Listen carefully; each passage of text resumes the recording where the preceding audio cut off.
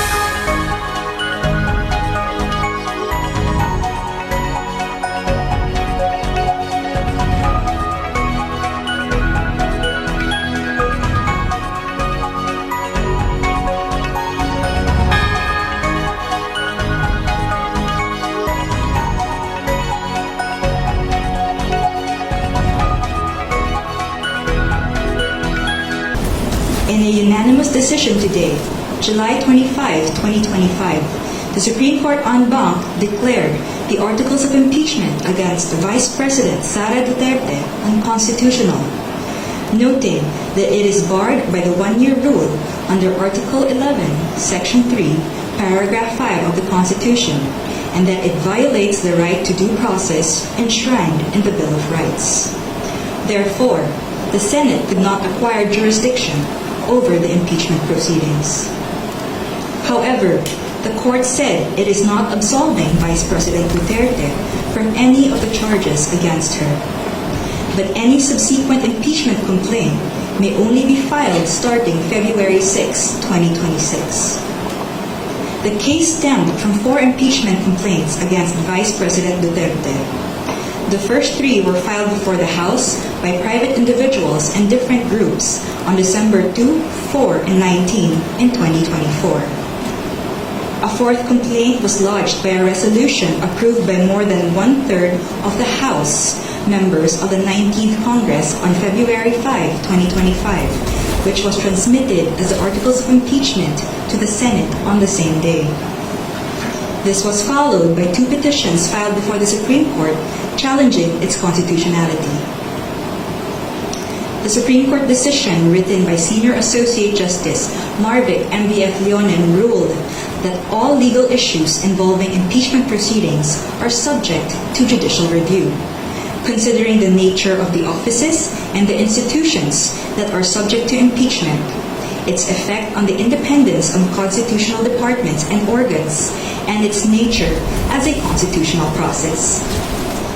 The impeachment process is primarily a legal and constitutional procedure, but with political characteristics. It may be sui generis, but it is not a purely political proceeding.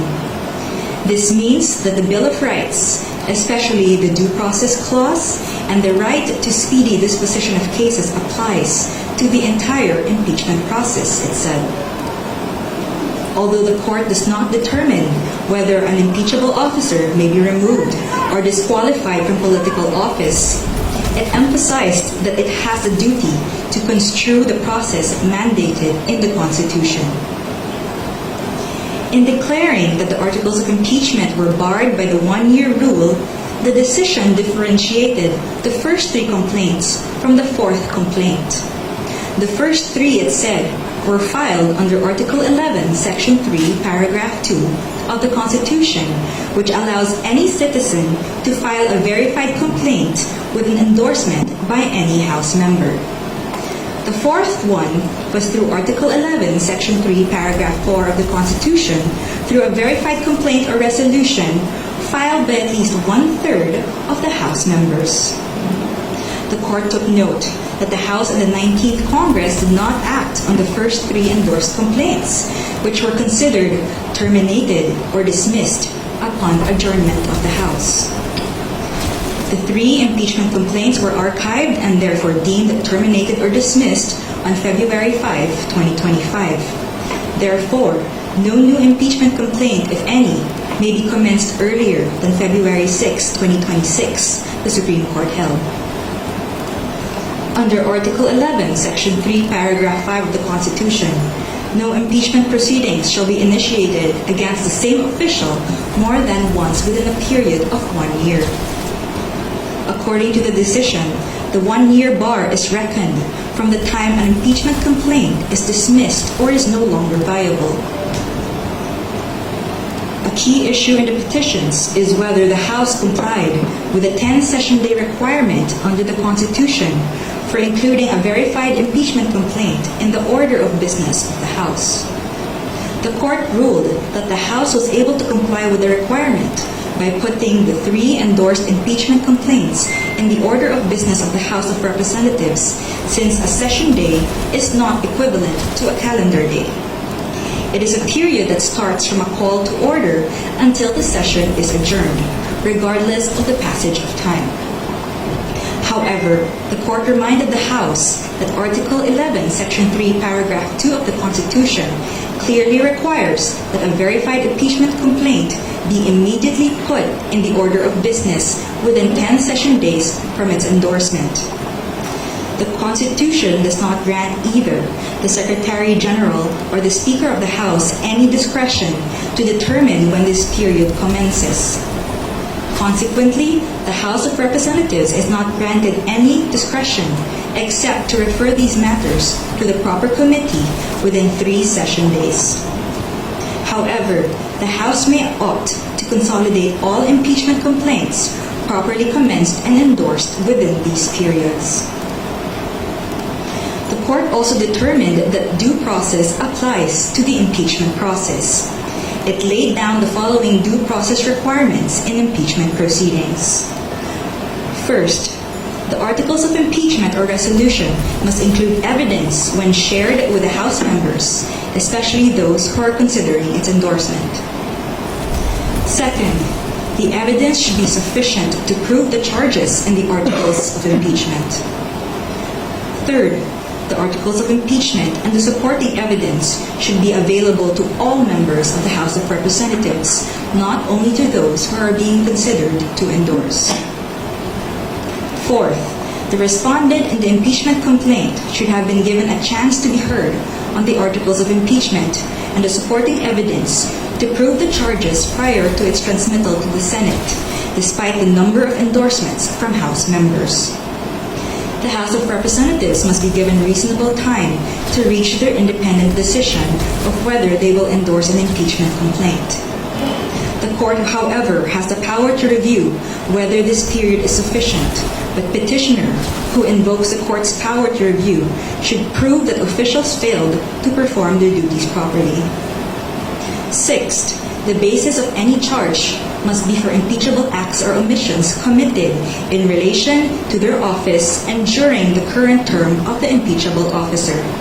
For the President and Vice President, these acts must be sufficiently grave, amounting to the crimes described in Article 11, Section 2, or a betrayal of public trust given by the majority of the electorate. For the other impeachable officers, the act must be sufficiently grave that they undermine and outweigh the respect for their constitutional independence and autonomy. And seventh, to ensure that respondent in the impeachment complaint is heard under the requirements of due process in the procedure under Article 11, Section 3, Paragraph 4, the House of Representatives is required to A. Provide a copy of the articles of impeachment and its accompanying evidence to the respondent to give him or her an opportunity to respond within a reasonable period to be determined by the House rules. The Constitution only requires an opportunity to be heard. It is up to the respondent to waive this fundamental right and opt to present his or her evidence at the Senate trial. And B. Make the articles of impeachment with its accompanying evidence and the comment of the respondent available to all members of the House of Representatives. It is the House, not 1/3 of the House, that has the sole prerogative to initiate impeachment complaints. Thus, there must be some modicum of deliberations so that each member representing their constituents can be heard and thus convince others of their position. the transmittal will only take place upon the qualified vote of 1/3 of the House. We quote from the final note of the unanimous decision. It is not our duty to favor any political result. Ours is to ensure that politics are framed within the rule of just law. We cannot concede the sobriety of fairness inherent in due process of law to the passions of a political moment. Our fundamental law is clear. The end does not justify the means. We understand our history. We have learned that in the past, momentary desires to do what is convenient and concede means to ends have inadvertently created precedents that weaken the succor of law for those who dissent, or those at our society's margins, or those who may have fallen out of grace from the powers that be. We have learned that the clash of political interests in the past, often disguised by noble intentions, has obscured the need to address the real problems of corruption, inequality, poverty, and disempowerment faced by our people. We will not allow that to happen again. We will not hesitate to declare what is legal, just, and right for our people. There is a right way to do the right thing at the right time. This is what the rule of just law means. This is what fairness or due process of law means, even for impeachment. End of quote. The Supreme Court's ruling is immediately executory. It shall be deemed served on the petitioners and released upon publication in the Supreme Court website and receipt of the parties of their digital copy in accordance with the guidelines on the transition to electronic filing in the Supreme Court. We urge everyone to read the full text of the decision and the concurring opinions. Thank you very much. Hi, Attorney. Muna na ako. Adrian Ayalin po, ABS-CBN. Hi, Adrian. So, sa madaling sabi, wala pong magaganap na impeachment trial ngayon. Hindi pwedeng mag-hold ng impeachment trial ang Senado. Well, the court said that the House complaint versus the VP is unconstitutional and null and void, and therefore the Senate did not acquire jurisdiction to convene as an impeachment court. Hanggang until February 6, 2026 na hindi pwede. The February 6, 2026, that's the due date. I mean, that's the date until when another complaint can be filed. Okay. Or initiated. And wala na pong pwedeng magawa ang House of Representatives, as you said, immediately executory. It's immediately executory, but they always have the option to file a motion for reconsideration. Thank you, Attorney. Attorney, Ben Punta po sa Philippine News Agency. To clarify lang, it was a unanimous decision. There was no division among the justices about it. No, It's a unanimous decision, although there were two justices who did not vote. May we know the two justices who did not vote? Yes, so that's Justice Benjamin Kagiwa, he inhibited, and there's Justice Maria Philomena Singh, who was on leave.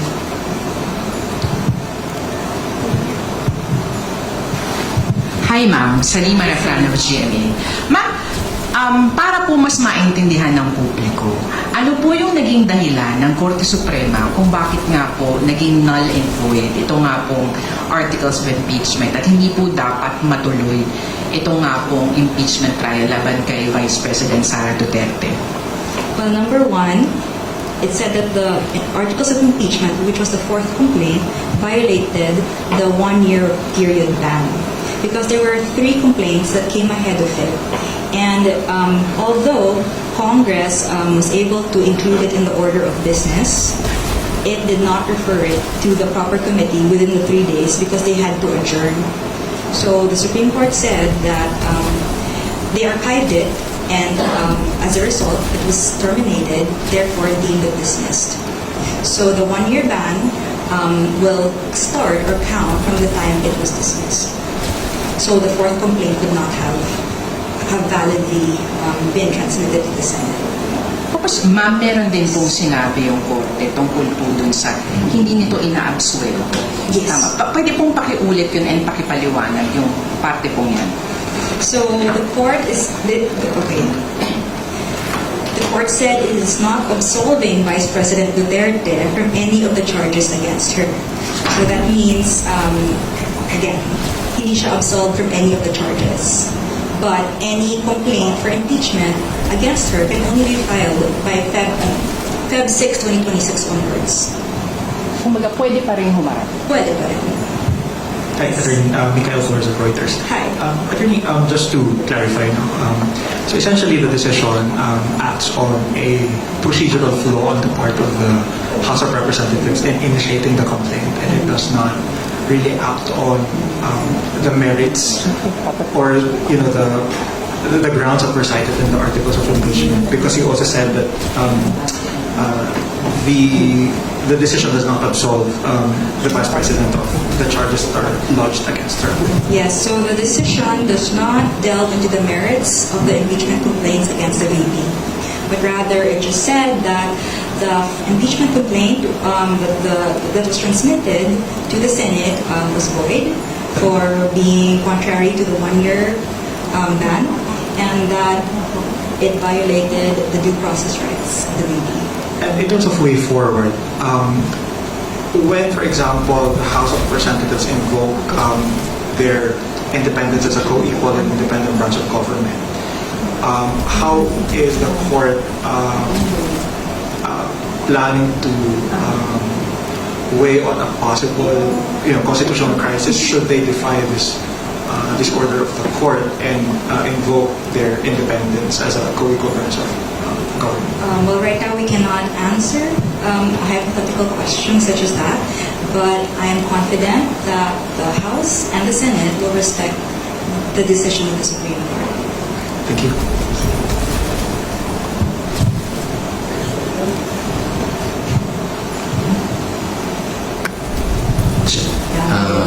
With your indulgence po sa tanong ko, pagkaganoon ba ma'am, there was a grave abuse of discretion on the part of the Congress, which is a co-equal branch of the Supreme Court of the Judicial Branch. Yes, so under the 1987 Constitution, the Supreme Court was granted the authority to determine whether there is grave abuse of discretion in any part of the government, including co-equal branches. Alright. On, see you again. Happy Pride. Ma'am, Friday na po. Off the record na? Off na to Off the record